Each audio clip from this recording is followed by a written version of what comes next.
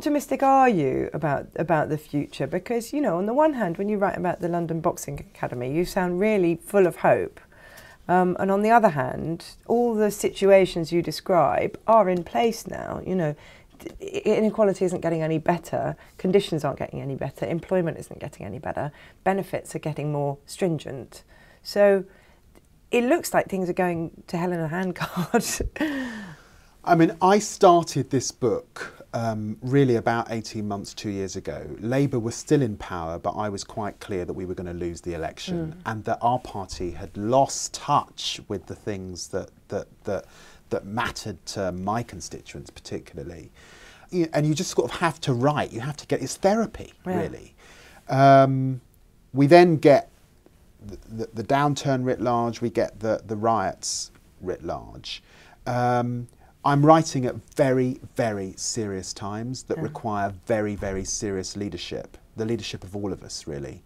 I'm not writing in a place where I think politicians have all the answers, and I certainly don't think the Labour Party has all the answers. And I worry about the liberal economics of the Tories and the liberalism of the Liberal Democrats actually providing very little solution. I can see why they come together, but I can't see how they get us to the place we need to be.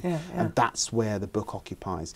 I like the big society, I just don't think it's vaguely big enough. It's called, of course it's not finance, but it's not big enough. It doesn't encompass the workplace, it doesn't encompass our housing, our relationship with business. What has the big society really meant for the people that saw their homes burnt out, who are now being held to ransom by some of our banks and some of our insurance industry? Yeah, we're governed by consent, and as soon as we remove our consent, there are nothing like enough police to enforce it.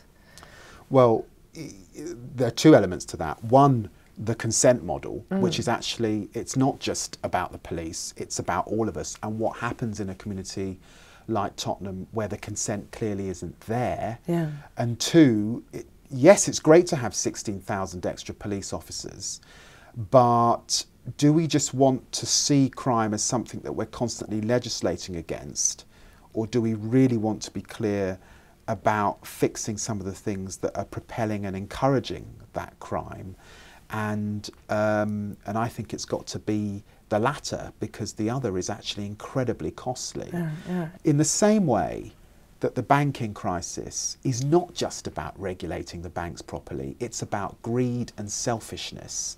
What we've seen with the riots is not just about more police numbers, it's about greed and selfishness.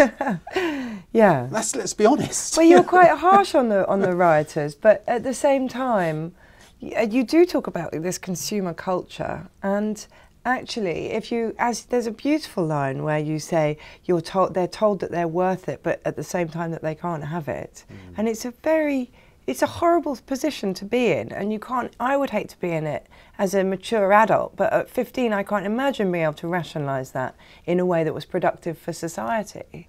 I'd love that parallel you draw between trying to explain to these public school boys what was going on in Tottenham in the 80s and trying to explain to the coalition, if you like, what's going on in Tottenham in 2011.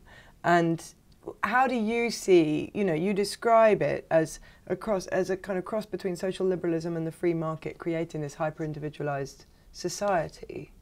But would you like to expand on that a little bit? I think that Britain's dealing with two revolutions that have made us freer and more tolerant. One, of course, is the free market revolution, and the other is the social revolution that started in the 60s. But I think at this point in our history, we can see that those two revolutions do not provide all the answers. And we need to give people a stake in society, and we need to think about how we foster relationships and make people more responsible. And the riots is that writ large. I found, I suppose, in my own journey, an environment where I could prosper, and actually where quite a lot of people invested in me to make things happen. I'm talking about teachers, youth workers, priests, a lot of people. And the question is, how are we going to do that on a much bigger scale?